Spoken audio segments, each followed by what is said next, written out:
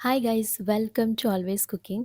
सो guys, मुझे ना आज केक का ऑर्डर था और मैंने सोचा कि मैं आपके साथ शेयर करती हूँ कि मैंने इस ऑर्डर को कैसे कंप्लीट किया और जो छोटी छोटी चीज़ें हैं ना जो मैं पहले ही प्रिपेयर करके रखती हूँ, तो वो सब मैं आपके साथ शेयर करने वाली हूँ इस वीडियो में। तो वीडियो को गाइस एंड तक देखना आपके लिए हेल्पफुल होगा। तो मैंने यहाँ पे ना 2 बेस बना लिए थे रात को ही। मुझे जब भी ऑर्डर आता है ना तो मैं रात को बेस बना के रख लेती हूँ एंड ना क्लिंग रैप से रैप कर देती हूँ। अब क्लिंग रैप से तो रैप कर देते हैं, बट इसमें भी ना बहुत सारी प्रॉब्लम होती है। ये जब तक पूरी तरीके से ठंडा नहीं हो जाता है ना गाइस, तब तक इसको क्लिंग रैप नहीं करना है। नहीं तो ना केक में स्टीम बहुत रहती है, बहुत धीरे से ठंडा होता है और अभी तो समर है। अगर आप इसको हल्के वार्म में ही इसको आप रैप कर दोगे, तो क्या होगा ना, ये अंदर से थोड़ा स्टिकी स्टिकी सा हो जाता है। तो इस बात का बहुत ध्यान रखना और क्लिंग रैप करके जब ये अच्छे से ठंडा हो जाए तो इसको फ्रिज में रखना है। और फ्रिज में क्या होगा कि क्लिंग रैप कर देते हैं ना तो मॉइस्चर नहीं लगता है एक तो, और ड्राई भी नहीं होता है और सॉफ्ट बना रहता है। अदरवाइज़ ना थोड़ा हार्ड हो जाता है, ड्राई हो जाता है। तो ऐसा करने से आपका केक एकदम सॉफ्ट और मॉइस्ट बना रहता है। अब मैं ना इसमें से 2 लेयर निकालूँगी, मतलब जो 2 बेस बनाए हैं तो 2-2 लेयर्स मैं निकाल रही हूँ। एंड आप देख सकते हो कितना ज़्यादा सॉफ्ट और कितना ज़्यादा मॉइस्ट बना है। एंड गाइज़, इसको ना मैंने एयर फ्रायर में ही बना लिया था, इसलिए ये ऊपर से बहुत ज़्यादा ऐसा डोम निकल आया है, क्योंकि एयर फ्रायर में ना ऊपर से हीट ज़्यादा लगती है। बट फटाफट बनाना था तो फिर मैंने एयर फ्रायर में बना लिया। एयर फ्रायर में ना 15-20 मिनट में केक आसानी से बन जाता है। टाइम कम लगता है। अगर बहुत ही अर्जेंट है तो एयर फ्रायर में बेक कर सकते हो। तो आज तो मैंने एयर फ्रायर में ही बेक कर लिया था। तो सबसे पहले ना मैं जो केक बेस होता है ना उसके नीचे टिश्यू रखती हूँ थोड़ा-सा पानी डाल के, तो जो बेस है ना वो हिलता नहीं है फ्रॉस्टिंग करते टाइम। तो एक टिप ये है, तो ये भी आप यूज़ कर सकते हो। फिर इसके ऊपर थोड़ी-सी मैं व्हिप क्रीम लगाती हूँ। तो ये वाला जो पाइनएप्पल का ही केक था, तो इसलिए मैंने व्हिप क्रीम ही थी, मेरे पास गनाश नहीं था। अदरवाइज़ गनाश लगाओगे ना तो बिल्कुल भी आपका जो केक है ना इधर-उधर नहीं हिलेगा, और अगर आपको दूर भी भेजना है ना तो बहुत स्टिकी रहेगा। अ, मतलब ये इधर-उधर नहीं जाएगा तो सेफ़ली पहुँच जाता है। तो ज़्यादातर तो गनाश ही यूज़ करना चाहिए। और सबसे पहले जब आप केक को सोक करते हो ना, तो यहाँ पे जैसे पाइनएप्पल फ्लेवर है, तो मैंने पाइनएप्पल का जो क्रश होता है ना उसको डाला है शुगर सिरप में और उससे सोक किया है। इससे गाइस केक का टेस्ट इतना ज़्यादा इनहैंस हो जाता है ना, मतलब बहुत टेस्टी लगता है। आप जो बेकरी में जो केक खाते हो ना उसमें ना एक एसेंस जैसा टेस्ट आता है, आपने ट्राई किया होगा कभी, तो वैसा टेस्ट नहीं आएगा, आपको एकदम फ्रेश रिफ्रेशिंग सा टेस्ट आएगा। तो ये टिप ज़रूर अपनाना अगर आप होम बेकर हो और केक सेल करते हो या घर पे भी बनाते हो, तो ट्राई करना, आपको टेस्ट में डिफरेंस समझ में आएगा। और मैं जब भी पाइनएप्पल केक बनाती हूँ ना गाइस, तो ओरिजिनल वाला जो पाइनएप्पल होता है, मतलब फ्रेश पाइनएप्पल जो होता है ना उसको यूज़ करती हूँ।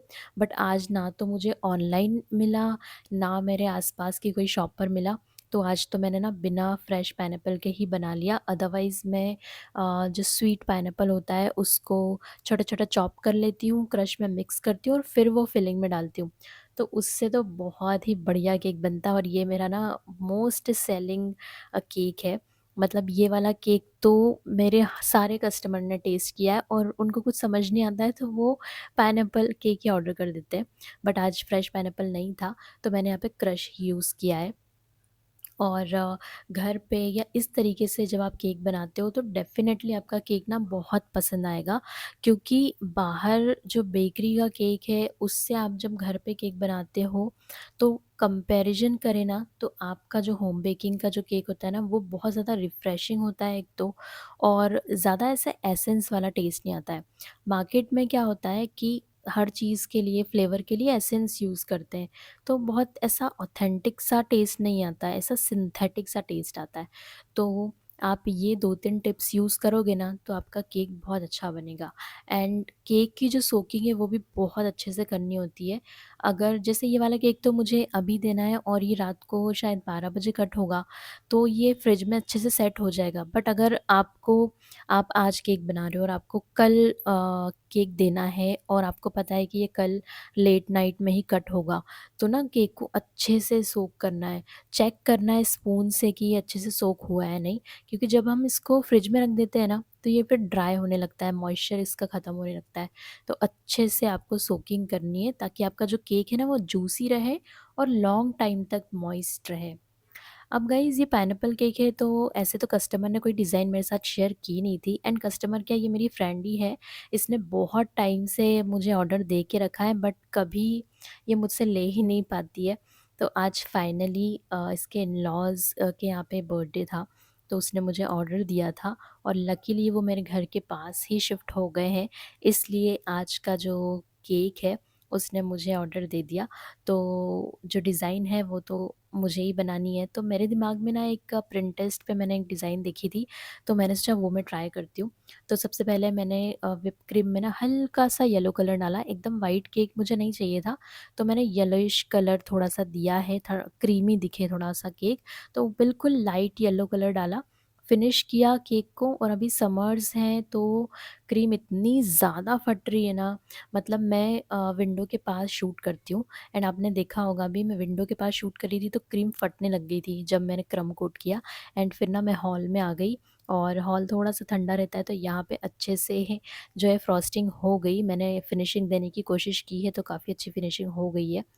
एंड गाइज़ बहुत प्रॉब्लम आती है फिनिशिंग देने में, तो समर्स में ना थोड़ा-सा पानी स्प्रे कर दो, या आप ना हल्का-हल्का पानी इस पर डालो और फिर इसको क्लीन आउट करो, तो ये बहुत अच्छे से क्लीन हो जाता है।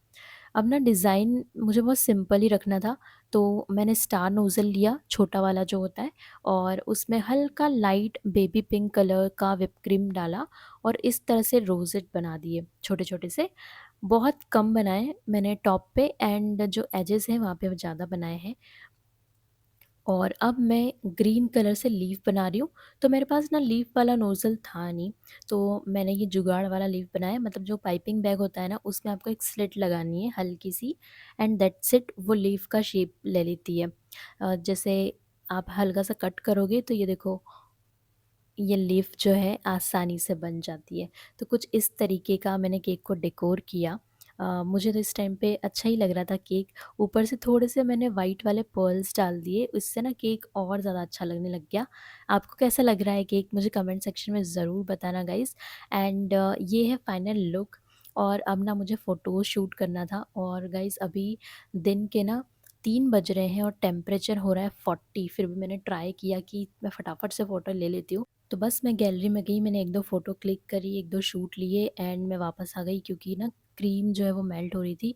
और इसको ना मुझे पैक करके फ्रिज में भी रखना है, कम से कम आधा घंटा सेट होना चाहिए केक देने से पहले, ताकि ये अच्छे से सेट हो जाए। यहाँ मैंने केक को पैक कर दिया, एक नाइफ़ और बर्थडे टैग भी लगा दिया है।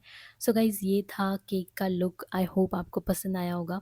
और अगर पसंद आया है ये वीडियो, तो प्लीज़ चैनल को सब्सक्राइब ज़रूर कीजिएगा। मिलते हैं नेक्स्ट वीडियो में। Okay bye.